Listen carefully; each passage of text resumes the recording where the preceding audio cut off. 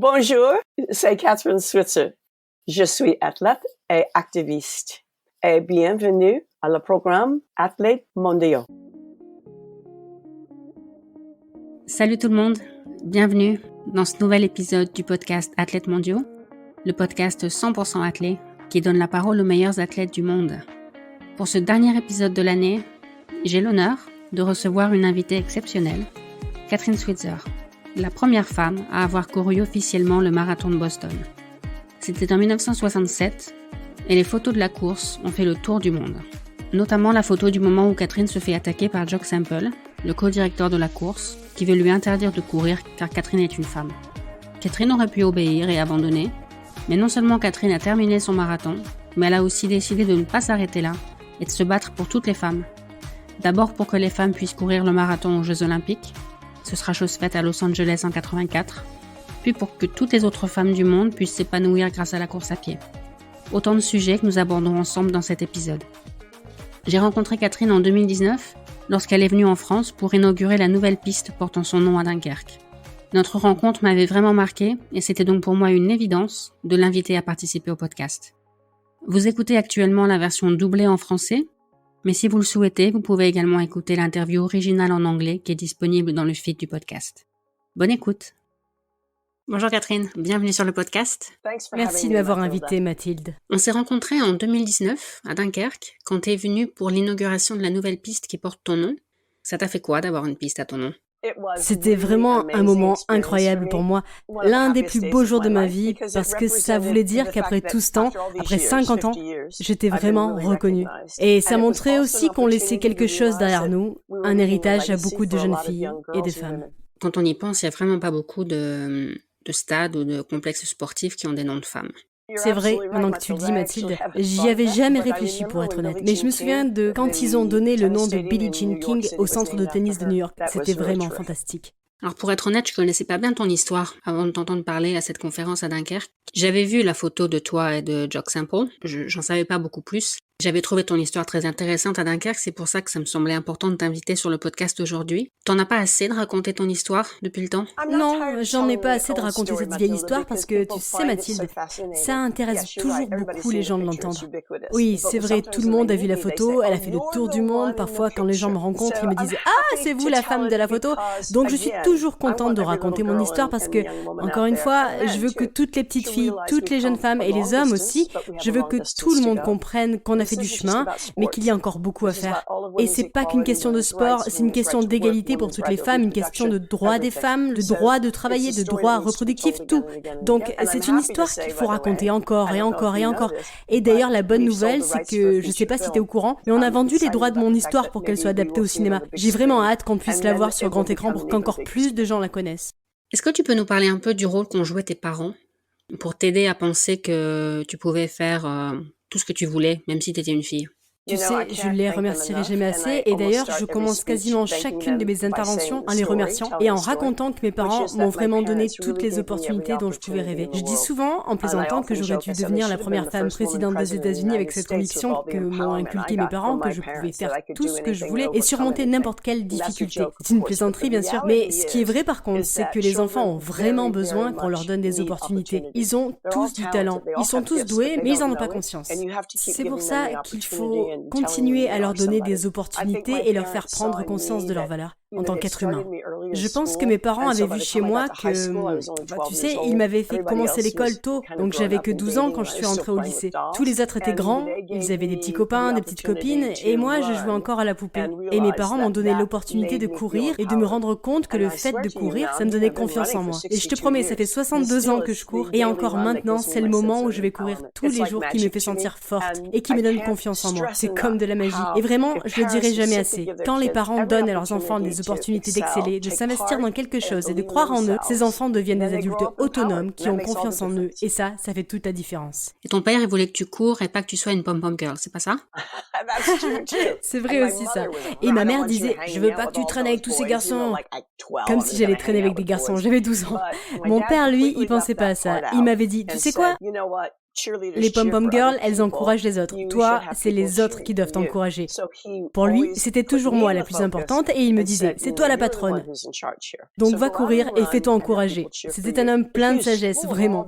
Je suppose que tous les parents font ça, ou essayent en tout cas, de donner de bons conseils à leurs enfants en espérant que les enfants les suivront. Mon père disait, la vie, elle se passe sur le terrain, pas en tribune. Il faut être acteur de sa vie, pas spectateur. Et on a même fait des t-shirts avec cette phrase. Il faut être acteur de sa vie, pas spectateur. Et c'est la vérité, c'est la vérité. Il faut être acteur de sa vie. Mais la plupart des enfants savent pas comment faire. Il faut leur montrer. T'as tout de suite aimé courir?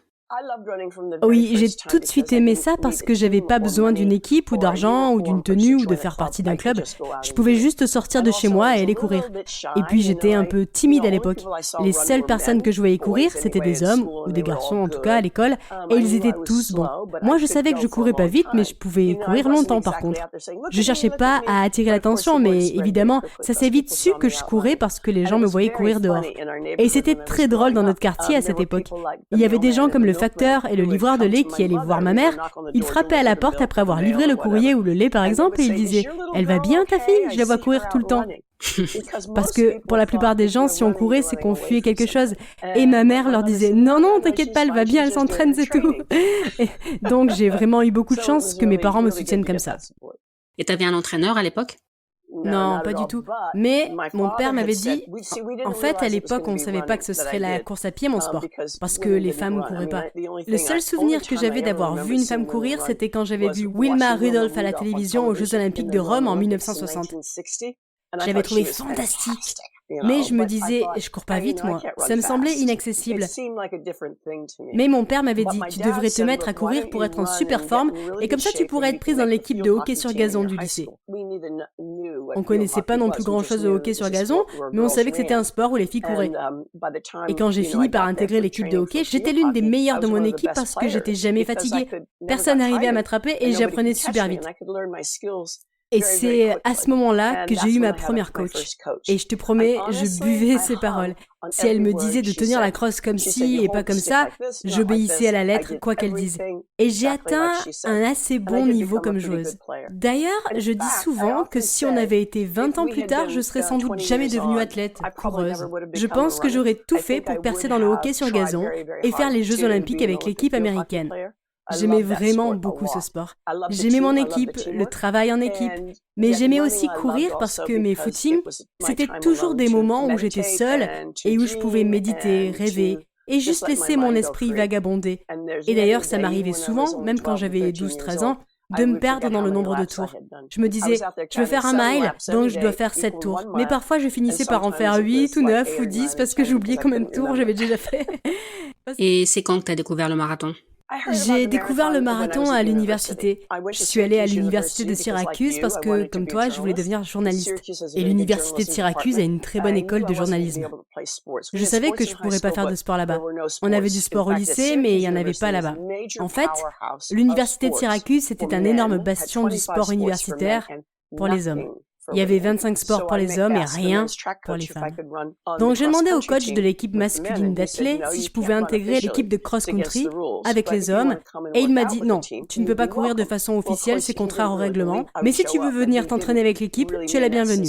Mais évidemment, il n'en pensait pas un mot et il pensait pas vraiment que je viendrais et je le sais parce que quand j'ai refermé la porte de son bureau, je l'ai entendu dire, rigoler avec ses collègues et leur dire jamais de la vie elle viendra, je suis content de m'en être débarrassée de celle-là. Ça m'avait tellement énervée. J'avais pas le choix, il fallait que j'y aille. Donc j'y suis allée et c'est là que j'ai rencontré un coach bénévole qui aidait à entraîner les hommes de l'équipe de cross. Il était plus âgé, il avait la cinquantaine et c'était un ancien marathonien. Et il était tellement fier de moi quand il m'a vu débarquer à l'entraînement. Ça faisait 30 ans qu'il était là et il avait jamais eu de fille dans l'équipe. Il était hyper enthousiaste à l'idée de m'entraîner. Donc c'est comme ça qu'on a commencé à courir ensemble et qu'il a commencé à me parler du marathon de Boston. Il avait fait 15 fois, il avait fini dans le top 10. C'était vraiment une sacrée perf. Il idéalisait tellement le marathon de Boston que je lui ai dit que je voulais le faire. Et ça a tout changé. On s'est disputé un moment. Il m'a dit jamais aucune femme a couru un marathon. Et je lui ai dit quoi? Mais on court 10 miles tous les soirs? 10 miles, c'est environ 16 km. Il m'a répondu 10 miles, ça fait pas un marathon. Et je lui ai dit je sais bien, mais si je peux m'entraîner pour passer d'un mile à 10 miles, je peux m'entraîner pour passer de 10 miles au marathon. Et il m'a dit non, tu ne peux pas. Une femme en est pas capable. Donc on a eu cette conversation à un moment et il a fini par me dire écoute, si tu me montres à l'entraînement que t'en es capable, je t'emmènerai au marathon de Boston. Et après ça, je me suis vraiment donné à fond. On s'est entraîné très dur. Et un jour, on a couru les 42 km, les 26 miles, mais je pensais qu'on avait mal mesuré le parcours, qu'on avait fait moins que la distance du marathon. Mon coach m'a dit « Non, je suis sûre, c'est la bonne distance, on a bien mesuré. » Et je lui ai dit « Non, je pense pas, allez, on fait 8 km de plus, donc 5 miles. » Et il m'a dit « Tu peux encore courir 8 km là ?» Et je lui ai répondu « Bien sûr, pas toi, je me sens super bien moi. » Donc il m'a dit « Ok, et on a continué. » Et il s'est évanoui à la fin de la séance. Et il est tombé dans les pommes et moi j'étais surexcitée.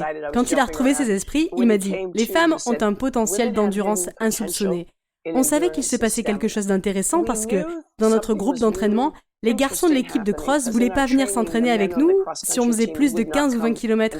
Ils nous disaient « Vous êtes fous, jamais de la vie, on courra autant !» C'était dans ces moments-là que j'arrivais à suivre les hommes. Je courais pas aussi vite qu'eux, mais j'arrivais à courir longtemps. Donc c'était vraiment une période magique où je découvrais ce dont j'étais capable. Et je me disais, je vais le faire le marathon de Boston. En tout cas, c'est ce que mon coach m'avait promis. Et en effet, dès le lendemain, il est venu me voir à ma résidence universitaire avec les formulaires d'inscription et il m'a dit « Ok, tu dois remplir ça. Tu dois t'inscrire de façon officielle. » Et je lui ai dit, pourquoi ça? Je pensais qu'on pouvait juste aller à Boston et courir. Et il m'a dit, on parle du marathon de Boston, là. Tu peux pas juste te pointer et courir, c'est comme les Jeux Olympiques. Tu dois faire les choses dans les règles, tu dois payer tes frais d'inscription. Parce qu'en fait, l'année précédente, une femme avait couru après s'être cachée dans les buissons et elle avait vraiment bien couru. Mon coach, il n'y croyait pas. Je lui avais dit, si, elle a fait le marathon, tous les journaux en parlent. Mais il n'y croyait pas. Il me disait, il faut courir de façon officielle, sinon ça compte pas. Donc j'ai rempli le formulaire d'inscription, mais au lieu d'écrire mon prénom, j'ai mis mes initiales. J'ai écrit KV Switzer. Et évidemment, les officiels ont supposé que j'étais un homme et pas une femme. C'était pas volontaire de ma part. J'avais rien vu dans le règlement qui disait qu'il y avait que les hommes qui pouvaient participer. Rien du tout. Les organisateurs partaient juste du principe qu'une femme pouvait pas le faire et pourquoi une femme essaierait de participer de toute façon. Et sur le formulaire d'inscription, il y avait rien non plus sur le fait d'être un homme ou une femme. D'ailleurs, je me souviens d'un moment drôle avec mon coach quand je remplissais le formulaire. J'avais dit à mon coach, tu sais, si je vais avec toi à Boston, si je fais le marathon en portant un dossard, je veux me faire remarquer. Et moi, je voulais pas me faire remarquer, je voulais juste courir. Et il m'avait répondu, je sais, et je suis fière de toi. C'est pas incroyable, ça? Ouais, c'est clair. On parle d'un homme qui avait quoi, 51 ans, qui avait déjà couru le marathon de Boston 15 fois. Il était connu là-bas. Il avait sa réputation et malgré tout, il était prêt à prendre ce risque pour moi, une jeune de 20 ans. À l'époque, j'avais pas l'impression qu'il faisait quelque chose d'exceptionnel, mais maintenant, avec le recul, je prends conscience de ce qu'il a fait pour moi. Je le donne toujours comme exemple. Il s'appelait Arnie. Il est décédé maintenant. Je le donne toujours comme exemple de ce que c'est d'être un bon adulte. Toute ma vie, j'ai dit, si Arnie était prêt à faire ça pour moi, ça va pas être trop compliqué pour moi d'aider beaucoup d'autres gens. La femme qui avait couru l'année précédente le marathon après s'être cachée, elle s'appelle Bobby Gibb. Est-ce qu'elle t'a inspiré? Est-ce qu'elle t'a aidé à croire que c'était possible pour une femme de courir un marathon? Je me suis dit, ok, super, une femme l'a déjà fait. À l'évidence, une femme peut le faire, il n'y a aucun problème. Je vais aller faire pareil. Donc je cherchais pas à prouver quoi que ce soit. Et honnêtement, si j'avais pas eu un coach qui m'avait obligée à m'inscrire dans les règles, et si j'y étais allée toute seule, j'aurais probablement juste pris un bus pour Boston, je serais allée à la zone de départ à Hopkinton, j'aurais enfilé mon survêtement, et moi aussi j'aurais couru comme ça sans être inscrite. Mais pour mon coach, c'était super important de s'inscrire. Donc c'est pas tant qu'elle m'a inspirée, c'est plutôt que je me suis dit, ok, une femme l'a déjà fait. Mais bien sûr, avec le recul, il faut aussi se rendre compte qu'elle a pris un gros risque en faisant ce qu'elle a fait. Et dans quel état d'esprit t'étais ce jour-là? Parce que tu me corriges si je me trompe, mais t'avais aucune idée que ce jour allait changer ta vie. Pas du tout. Tu l'aurais fait si t'avais su ce qui t'attendait? C'est difficile à dire parce que ce qui s'est passé, et c'est à ça que tu fais allusion bien sûr, ce qui s'est passé c'est qu'après quasiment 3 kilomètres, un officiel, le co-directeur de la course, a sauté du bus des officiels et m'a attaqué. Il voulait pas que je cours, il voulait m'enlever mon dossard et me virer de la course. J'étais absolument terrifiée. Donc je pense pas que je voudrais revivre ce moment de terreur. Par contre, quand je vois maintenant tout ce que ça m'a appris et toutes les opportunités que ça a donné à moi et à d'autres femmes, je dirais oui, ça en valait la peine. C'était pas facile, certes. Pendant des années et des années, j'ai eu beaucoup de problèmes avec des gens qui me reprochaient d'avoir fait ce que j'avais fait, qui me disaient que je devrais avoir honte, ils racontaient n'importe quoi.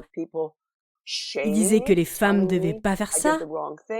que ça les empêcherait d'avoir des enfants, qu'elles deviendraient des hommes, qu'elles feraient honte à la gente féminine et ne devaient pas transpirer en public, qu'elles devraient rester chez elles et faire à manger pour leur mari. J'ai dû supporter toutes ces bêtises pendant très très longtemps. Mais ça m'a aussi montré la détermination dont je pouvais faire preuve, et mon courage aussi. Parce que je pense que beaucoup de gens auraient peur de recevoir des messages d'insultes, par exemple. C'est vrai que j'ai reçu des tonnes de lettres d'insultes, des gens qui me disaient par exemple que j'allais griller en enfer, que ce que je faisais était contre la volonté de Dieu, ce type de lettres. Mais j'ai aussi reçu des courriers de fans, de gens qui me disaient « Yes, c'est génial, j'ai mis votre photo au-dessus de la cheminée, on la regarde tous les jours. » Il y avait une femme qui m'avait dit « J'ai mis votre photo sur le frigo et à chaque fois que je la vois, au lieu de me servir dans le frigo, je vais courir. » Il y en a eu tellement des trucs marrants comme ça. Donc oui, je l'aurais fait, mais j'aurais eu vraiment très peur. Tu peux nous parler un peu de ce que tu appelles ton 261 moment, ton moment 261 en français? 261, c'est le numéro de dossard que je portais dans la course. Et en fait, on a créé une association à but non lucratif, une association mondiale à but non lucratif pour les femmes. Et notre but, c'est d'utiliser la course à pied comme un outil pour aider les femmes à prendre confiance en elles et à devenir autonomes. Pour résumer, c'est ça la mission de l'association. Et l'association s'appelle 261 Fearless. Fearless, ça veut dire courageux, quelqu'un qui n'a pas peur. On a choisi ce nom parce que tellement de gens avaient entendu l'histoire et écrivaient le nombre 261 sur leur dossard, dans leur dos ou sur leurs bras. Il y en avait même qui se l'étaient tatoués, t'imagines? Ils disaient que ça les aidait à se dépasser et que courir, ça leur avait changé la vie. On a quasiment tous eu, à un moment, quelqu'un qui nous a dit « T'as pas le niveau, t'y arriveras pas ». Et quand on va courir, on se rend compte qu'en fait, on peut relever n'importe quel défi. C'est ça que leur inspirait le nombre 261.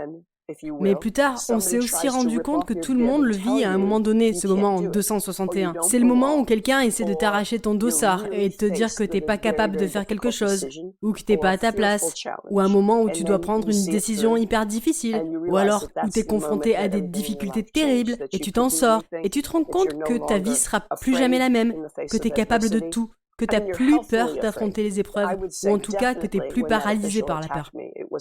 Et pour moi, ce moment 261, ça a été quand cet officiel m'a attaqué. Mais si tu m'avais dit à l'époque que j'étais en train de vivre mon moment 261, je t'aurais jamais cru.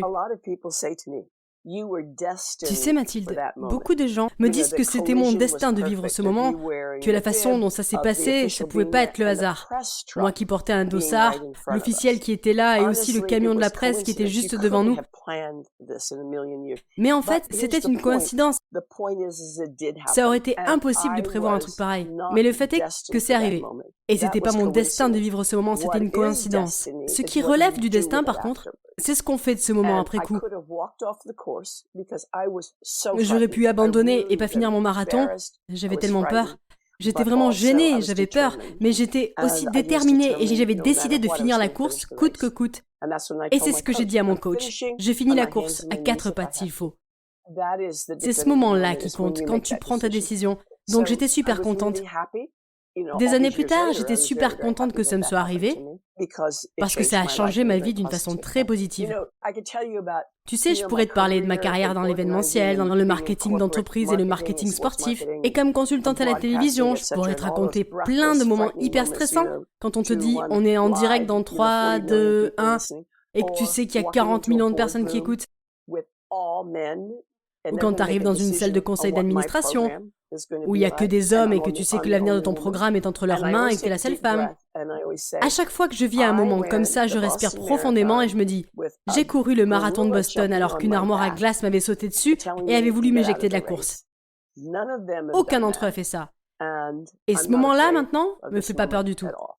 Et cette course, c'était que le début pour toi, parce que tu t'es pas arrêté là. Exactement. Déjà, si je m'étais arrêté là, j'aurais donné raison à tous mes détracteurs. Parce que tous les gens qui étaient dans le camion de la presse me criaient « Qu'est-ce que tu fous? T'as rien à faire là? Quand est-ce que tu vas abandonner ?» Ils voulaient tous que j'abandonne parce que pour eux, c'était toujours comme ça avec les femmes. Elles débarquaient là où elles n'étaient pas les bienvenues et elles n'étaient pas à la hauteur de toute façon. Donc, ils voulaient que j'abandonne. Ça leur aurait donné raison. Donc, quand ils ont vu que j'abandonnais pas, ils m'ont dit « Oh, c'est juste une blague, c'est ça?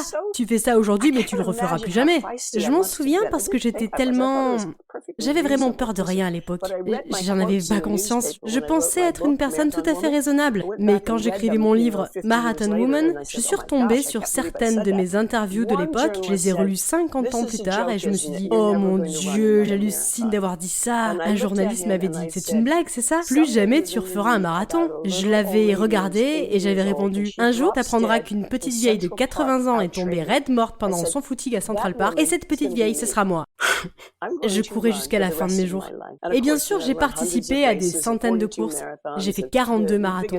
Et ma plus belle victoire, ça a été de recourir le marathon de Boston 50 ans plus tard pour fêter l'anniversaire. C'était vraiment un moment exceptionnel pour moi. Et aussi de donner tort à tous ces gens. Ils étaient tellement convaincus que j'y arriverais pas ou que les femmes pouvaient pas courir de marathon, donc c'était important de leur montrer qu'ils avaient tort. Et t'as pas fait ça que pour toi. Ah oui, certainement pas. En fait, il y a eu 2 moments marquants pendant le marathon de Boston. Le premier, c'était l'incident dont on a parlé. Le deuxième, c'était au passage au 34e kilomètre à Boston, quand on passe la côte de Heartbreak Hill. À ce moment-là de la course, il faut vraiment puiser dans ses réserves, aller au bout de soi-même. Et c'est un moment formidable, si on arrive à le supporter. Parce que tout ce que tu pensais, tout ce que tu avais imaginé, tout ça part en fumée et ça laisse la place à de nouvelles idées. C'est un moment où on est hyper créatif. Et c'est là que j'ai réalisé tout à coup que c'était pas la faute de l'officiel si j'avais été attaqué. Parce que il était seulement le produit de son époque. Il avait eu la réaction qui lui paraissait normale.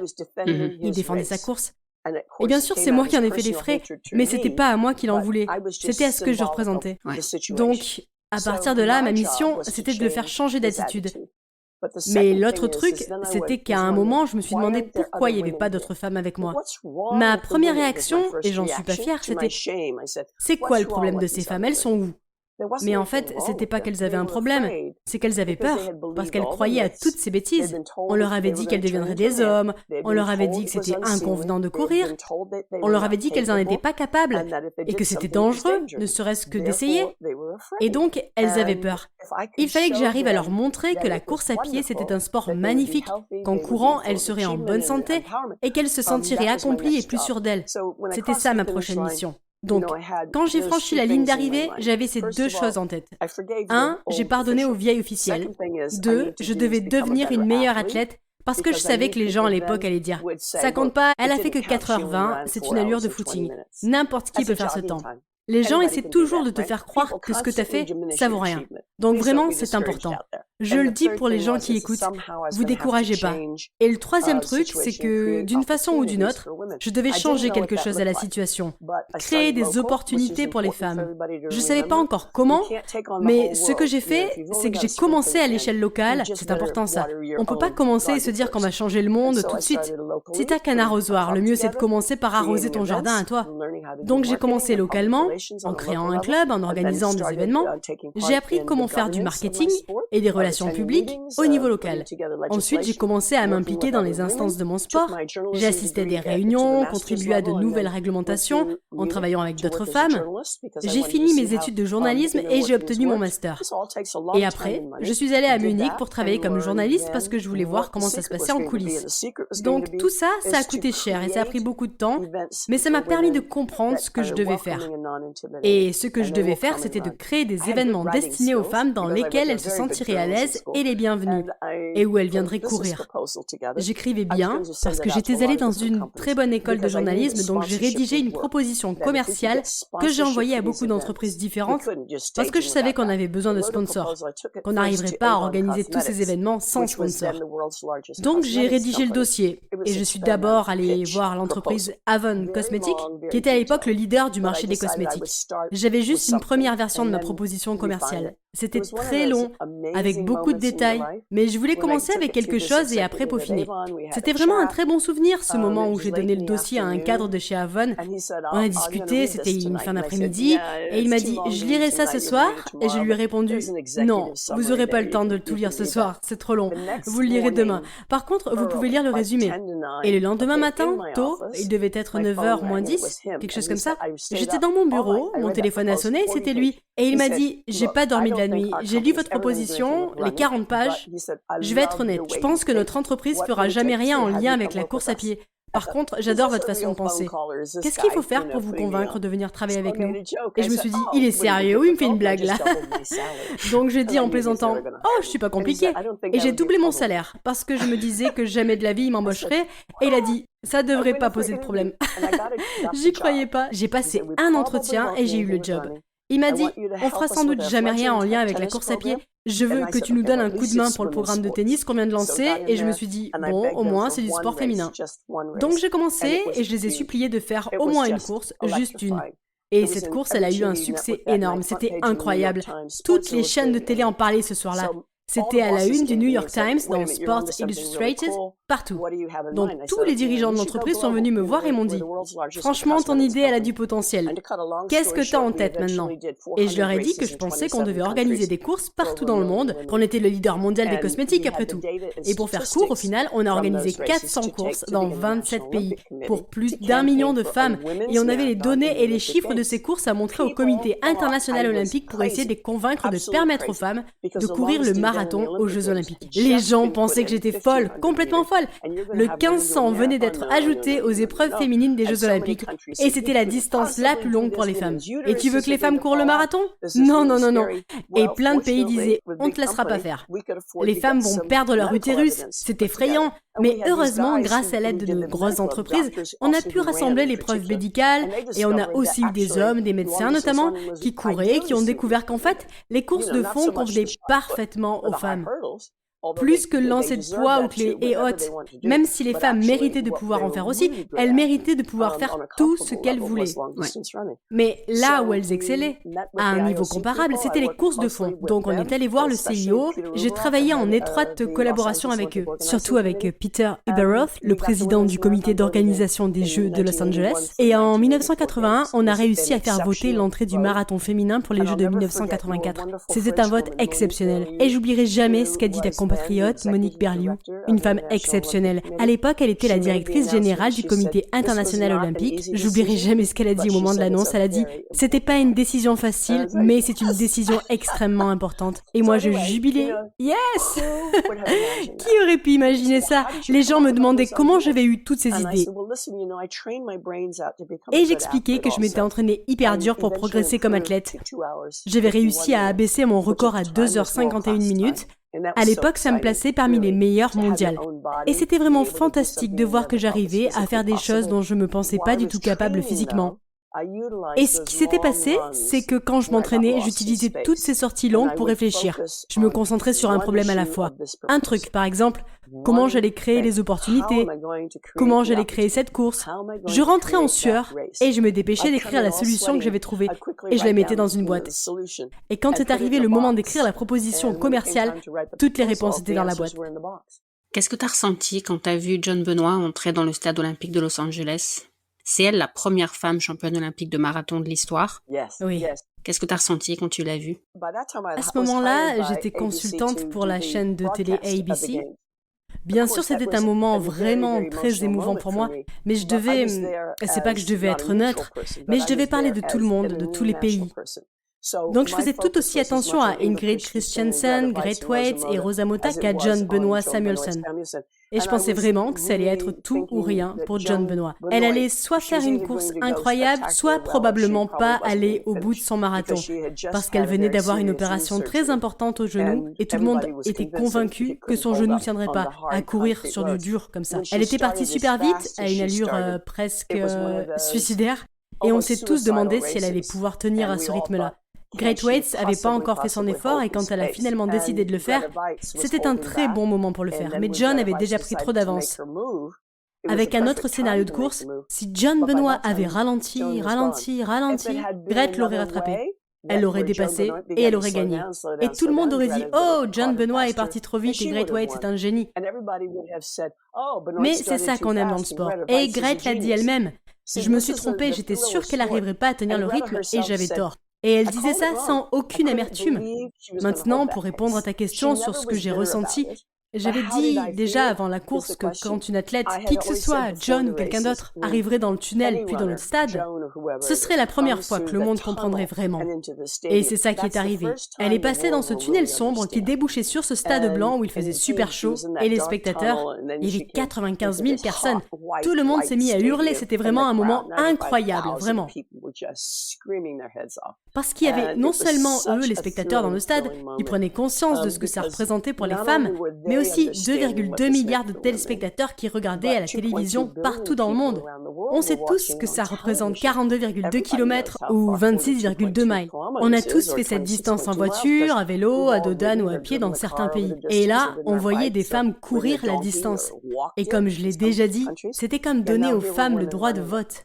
50 ans plus tôt, on avait été acceptés intellectuellement et socialement. Là, on était acceptés physiquement. Le marathon était devenu la distance la plus longue au programme des Jeux Olympiques, à la fois pour les hommes et pour les femmes. On était sur un pied d'égalité. C'était cette reconnaissance physique que je trouvais tellement importante. Donc, tu m'as demandé ce que j'ai ressenti? Beaucoup d'émotions. Vraiment beaucoup d'émotions. J'étais vraiment très émue pendant environ une semaine, disons 10 jours. Et là, tu me dis, c'est tout? Et je te réponds, non, jusqu'à la fin de mes jours. Mais tu sais ce qui s'est passé? C'est comme quand on court un marathon et qu'on bat son record personnel, on est hyper content. Ou quand on finit enfin l'écriture d'un livre et qu'on le publie et qu'on se dit, enfin, ça a été tellement de boulot. Ou quand on a un bébé, on fait une dépression postpartum. Après tout ce travail, après des semaines, des mois, des années de travail, tu te dis, oh mon Dieu. Et moi, à ce moment-là, je me suis dit, ok, c'est super qu'on ait fait ajouter le marathon femmes aux Jeux Olympiques.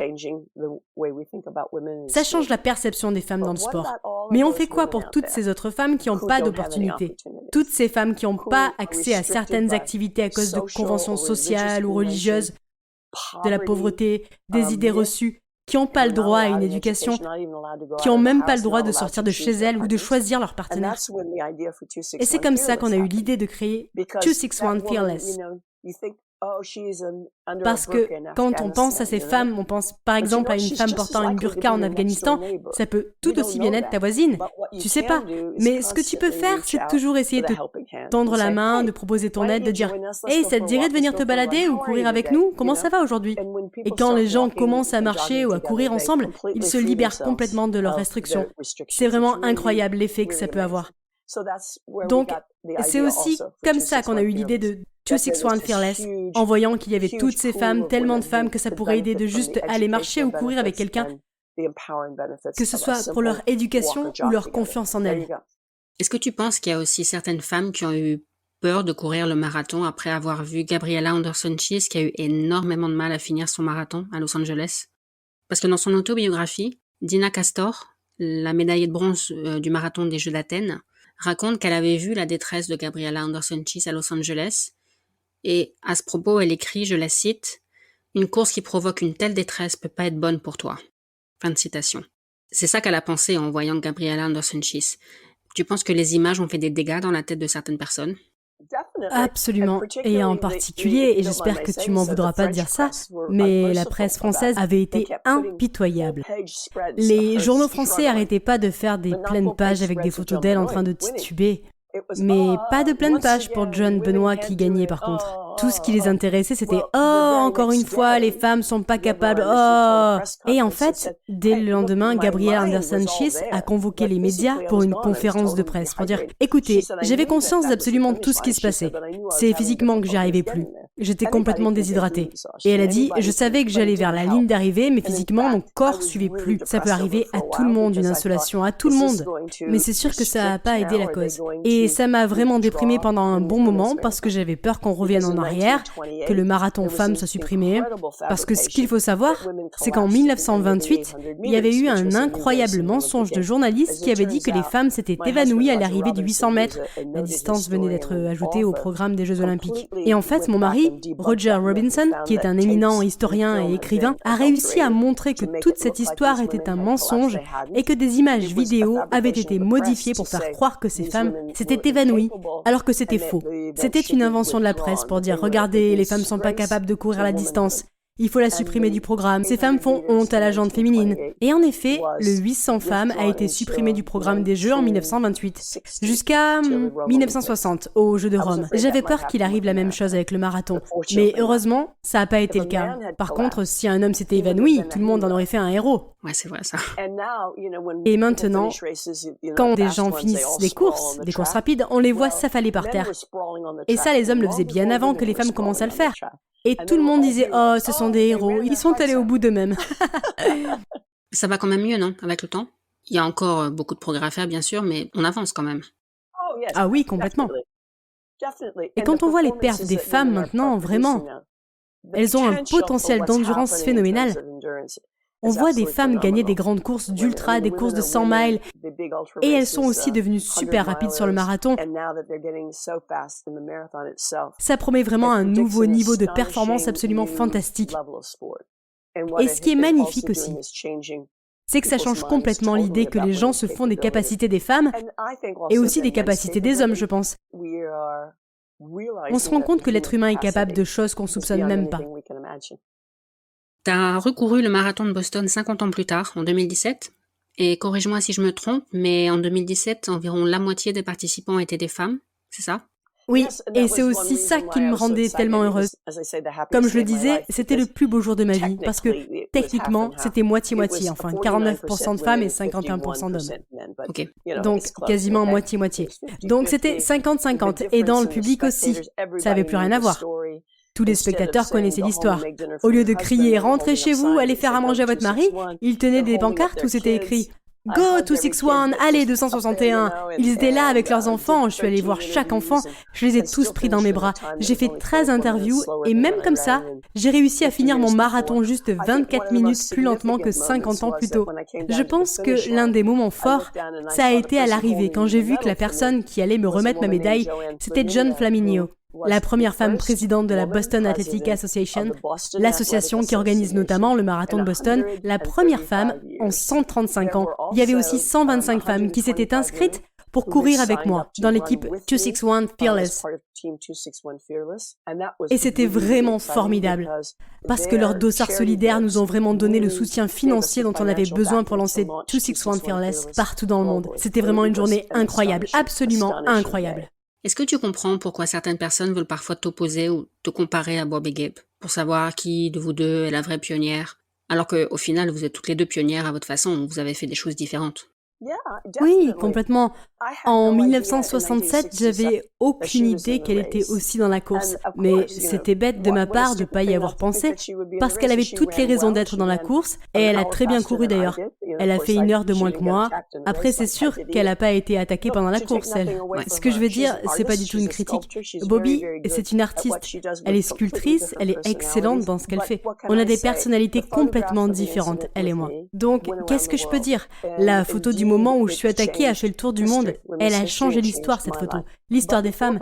Et elle a changé ma vie. Mais avant Bobby Gibb, il y avait eu 6 ou 7 autres femmes qui avaient couru des marathons, et très bien d'ailleurs. Notamment une néo-zélandaise qui avait établi un record du monde du marathon en 3h14. C'est qui la vraie pionnière, la première? Je pense que c'est pas très important au final. Ce qui compte, c'est ce qu'on fait des opportunités qu'on a. Et moi, je pouvais pas m'arrêter là. C'était essentiel pour moi de continuer le combat.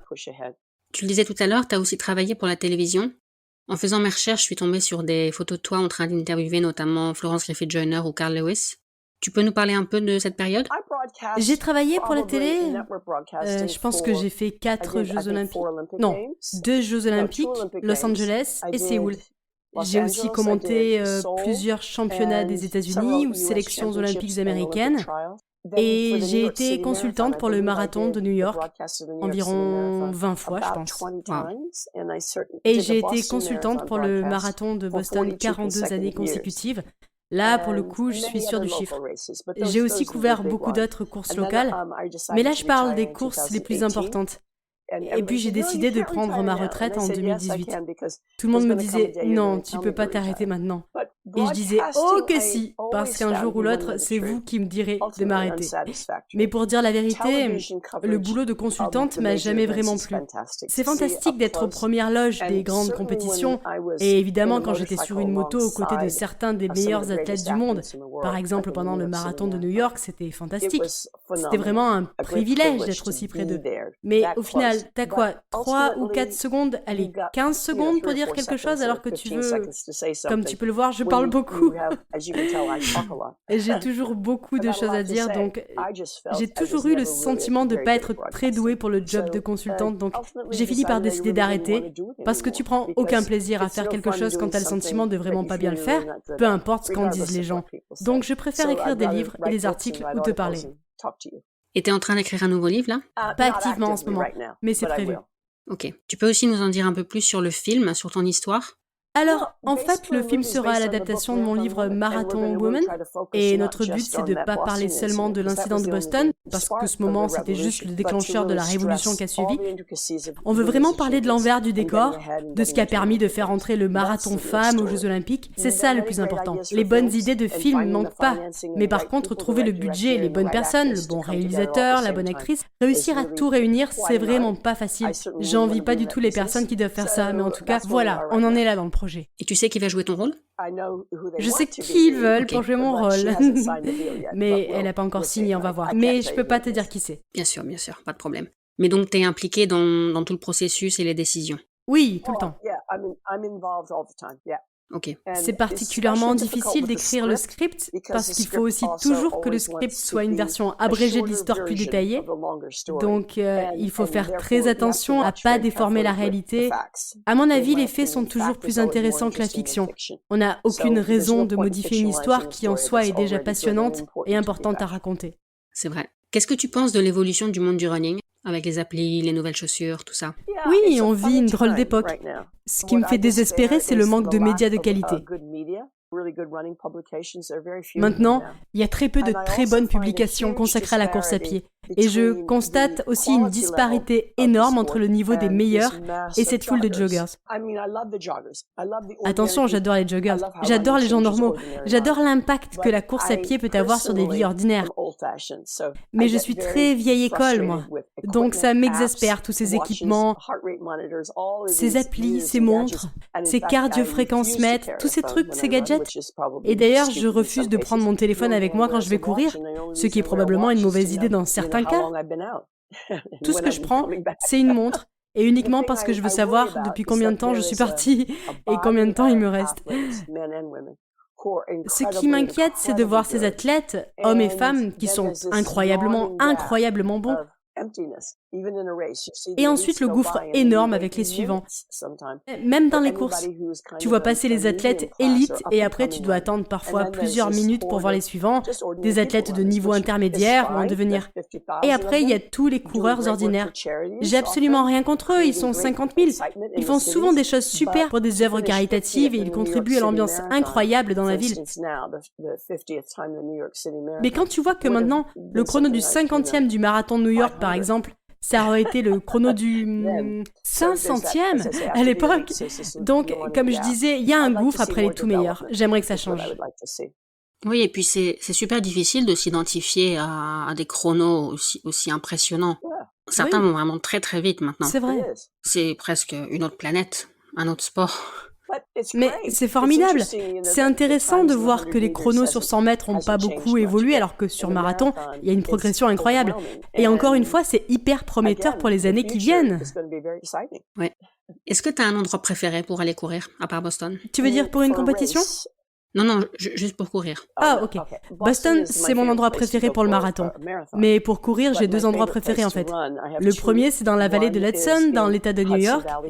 Il y a des chemins magnifiques dans certaines des sublimes réserves de la région, le long des falaises. Les panoramas sont vraiment fantastiques. Et le deuxième endroit, c'est où je suis maintenant, d'où je fais cette interview, en Nouvelle-Zélande. C'est vraiment incroyable ici. Juste à côté de chez moi, il y a des chemins qui, même si je suis en ville, les chemins passent par tous les espaces verts de la ville. Et quand je sors de chez moi, j'ai immédiatement accès à un chemin qui me donne l'impression d'être loin de tout et qui me fait même arriver sur le front de mer. C'est vraiment magnifique. La Nouvelle-Zélande est parfaitement consciente de sa beauté naturelle et fait tout pour la protéger, tout en créant de l'accessibilité pour permettre aux gens de parcourir le pays en courant, en marchant, à VTT, sans abîmer la nature. C'est formidable. Cool. Alors, je vais te poser la question que je pose à tous mes invités. Ce podcast s'appelle Athlètes mondiaux parce que l'athlé, c'est un sport universel et que c'est d'ailleurs ça que j'aime le plus dans l'athlé. Qu'est-ce que toi, t'aimes le plus dans l'athlé? Je peux qu'être d'accord avec toi, Mathilde. Je pense que le plus beau dans l'athlé, et même dans ses courses de fond, c'est qu'il y en a pour tout le monde. Ici, en Nouvelle-Zélande, par exemple, on a une athlète formidable. C'est une de mes héroïnes, personnellement. Valérie Adams, l'incroyable, incroyable lanceuse de poids. Elle est gigantesque, Valérie. Elle est tellement grande. C'est la seule femme que j'ai interviewée pour qui j'ai dû mettre le micro au-dessus de ma tête. Ou je devais monter sur un banc pour l'interviewer. Elle est sympa, elle a un tempérament de feu, elle s'entraîne hyper dur, elle est maman. Mais qu'est-ce qu'elle aurait pu faire, Valérie Adams, en 1920 ou 1928? Elle n'aurait pas pu faire de sport. C'est pareil pour le saut en hauteur. Les sauteuses en hauteur, elles ressemblent aux mannequins des défilés parisiens avec leurs longues jambes. Elles sont fabuleuses et elles rendent le sport attractif. Les perchistes aussi, c'est incroyable. Ce que j'essaie de dire, c'est qu'il y a toutes les morphologies, des souples, des costauds, des tout petits, et chacun peut trouver une discipline qui lui convient, vraiment. Dans les courses de fond aussi, chacun peut trouver quelque chose qui lui convient. Je vois absolument tous les gabarits. Pour être bon dans ce sport, il y a certes probablement un rapport poids-taille optimum, il faut d'incroyables capacités cardiovasculaires, mais n'importe lequel de mes voisins peut sortir, mettre un pied devant l'autre et s'entraîner et courir un marathon, et être acteur de sa vie. Et ça, c'est fantastique. Ouais. Alors j'espère qu'on te verra à Paris en 2024 pour les Jeux. Le marathon olympique dans Paris, ça va être quelque chose. J'ai tellement hâte. Tu sais que la population pourra participer aussi. Les organisateurs veulent que des amateurs puissent participer. Vraiment? Oui. Bon, après, il faudra répondre à certains critères. On peut pas juste aller courir comme ça, mais l'idée, c'est vraiment d'intégrer la population. Waouh, c'est intéressant ça. Si c'est vrai, c'est peut-être la motivation dont j'avais besoin pour commencer à m'entraîner sérieusement. Ce serait un rêve de participer au marathon des Jeux, ça serait incroyable. Merci beaucoup pour ton temps, Catherine. Est-ce que tu veux ajouter quelque chose? Non, juste te remercier pour cette super interview, Mathilde. Merci de m'avoir invitée et d'avoir mis les femmes à l'honneur aujourd'hui.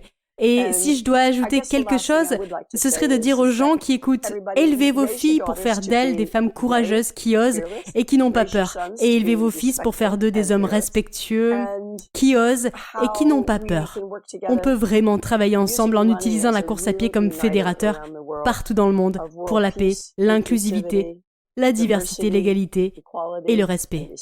Merci, Catherine. Merci d'avoir écouté cet épisode jusqu'au bout. N'oubliez pas de vous abonner pour ne pas manquer les prochains épisodes. Laissez 5 étoiles et un commentaire sur Spotify et Apple Podcasts. Et envoyez vos épisodes préférés à vos amis passionnés d'athlé.